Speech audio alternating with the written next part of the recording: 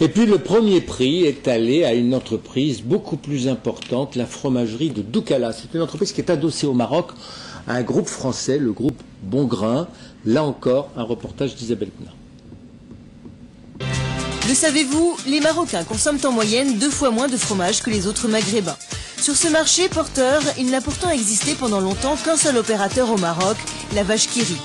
Autant dire que la culture fromagère est encore peu développée dans le pays. L'arrivée de la fromagerie des Doukala, il y a 10 ans, a bouleversé la donne. Car l'entreprise, pour s'imposer, a fait de l'innovation son credo à travers sa marque Cœur de lait. L'innovation, c'est en fait la marque de fabrique de fromagerie Doukala.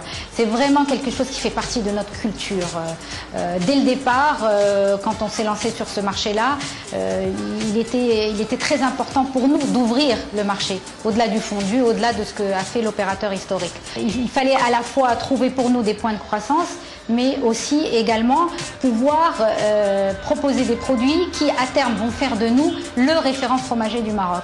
Et on ne peut pas devenir le premier référent fromager du Maroc si on ne fait pas de l'innovation une clé de réussite fondamentale et une stratégie forte.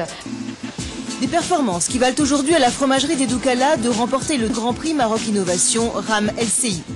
Mais les 20% de hausse du chiffre d'affaires depuis 5 ans et les recrutements constants de l'entreprise n'auraient pas eu lieu sans l'appui de ses 2 maisons mères, Bongrain et Lona, à travers la centrale laitière. C'est la rencontre de 2 grands groupes, chacun leader dans son métier. Pour Bongrain, les spécialités fromagères. Pour Lona, à travers Centrale laitière, les produits laitiers. Nous sommes leaders sur le marché marocain, avec un potentiel en termes de ressources laitières, une collecte à travers 80 000 éleveurs, une distribution très poussée sur 50 000 points de vente, qui nous donne cette facilité d'accès au marché, de lancement de produits et d'innovation. Pour l'avenir, Fromagerie des Doukala compte encore doubler son chiffre d'affaires d'ici 2012. Elle exporte déjà dans une dizaine de pays, du Libéria au Japon, et cherche à développer de nouvelles capacités de production au Maghreb. Allez, Hassan Berdoussi, je disais tout à l'heure, vous êtes l'un des responsables des investissements étrangers au Maroc, à la direction des investissements.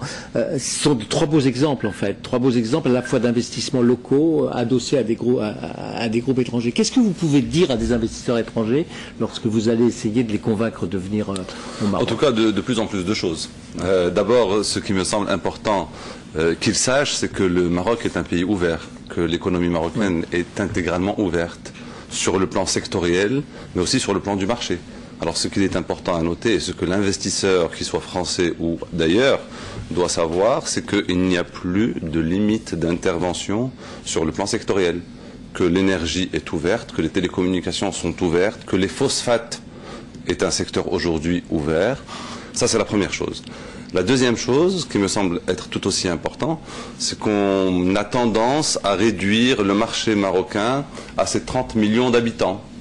Or, grâce aux différentes zones de libre-échange que le Maroc a signées, notamment avec l'Union européenne, avec les États-Unis d'Amérique, avec la Turquie, avec certains pays arabes, avec certains pays de l'Afrique subsaharienne, ça nous fait un marché qui dépasse le milliard de consommateurs. Je ne parle pas d'habitants. On le voit bien avec je parle de consommateurs. Notre exemple, le fabricant de couscous, il vend un peu partout en Europe. Il exporte dans les pays arabes, dans les pays... Il vend même des pâtes alimentaires, il fait un tabac en Italie, c'est dire.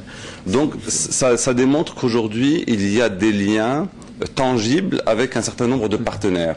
Alors vous allez me dire, ouverture sectorielle, c'est une bonne chose, ouverture du marché, c'est encore une très bonne chose, mais ça ne peut fonctionner que s'il y a un outil logistique performant.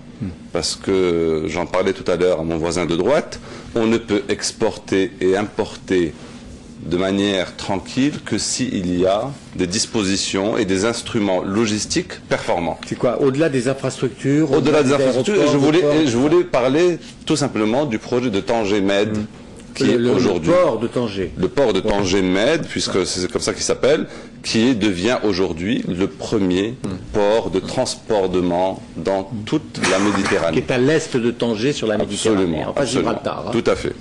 Donc c'est vous dire que l'aspect logistique est un aspect important. Alors il y a un autre élément déterminant qui ferait que l'investisseur s'intéresserait de plus en plus au Maroc, c'est l'amélioration de l'environnement juridique des affaires. Donc aujourd'hui, la sécurité juridique, juridique des affaires, le fait de travailler en toute tranquillité avec des textes, des lois qui ne sont pas trop éloignés des vôtres. Allez, on parle fiscalité aussi, si vous voulez. Fiscalité. Enfin, la fiscalité light ou pas?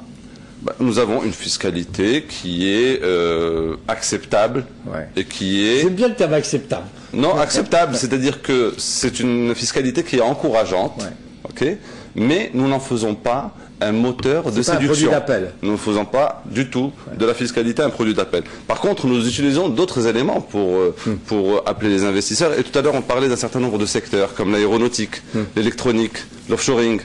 Là, nous avons à la fois des incitations, c'est-à-dire que nous prenons en charge le foncier, nous prenons en charge les bâtiments, et nous avons une fiscalité, notamment en matière de fiscalité pour les expats, qui est absolument intéressante. Alors, ce qui est intéressant, c'est que votre recherche porte aussi sur des entreprises qui ne veulent pas simplement se délocaliser dans un pays à faible coût de main-d'œuvre. Parce que vous avez connu l'expérience du textile, il y a une dizaine d'années, où vous avez recueilli un certain nombre d'entreprises textiles européennes. Et au bout de 5 ans ou 6 ans, vous avez vu ces entreprises textiles repartir, soit en Turquie, soit en Chine, soit dans des pays qui étaient évidemment, qui devenaient moins chers que le Maroc. Donc ce que vous voulez, c'est un vrai développement. D'abord, nous voulons un vrai développement, et un vrai développement se construit. Il se construit sur des bases solides.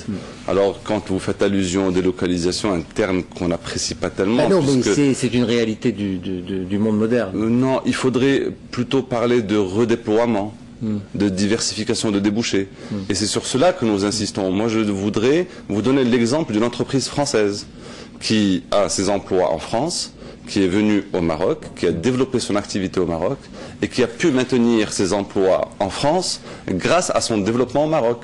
Alors moi, mais l'entreprise Adnet dont on a vu un reportage, c'est un bon exemple. C'est le bon exemple. Voilà. Ça veut dire que aujourd'hui, pour maintenir ses emplois en France, pour continuer un temps soit peu en France, cette entreprise a intérêt à se développer à l'international. Et le Maroc est un débouché naturel. Voilà.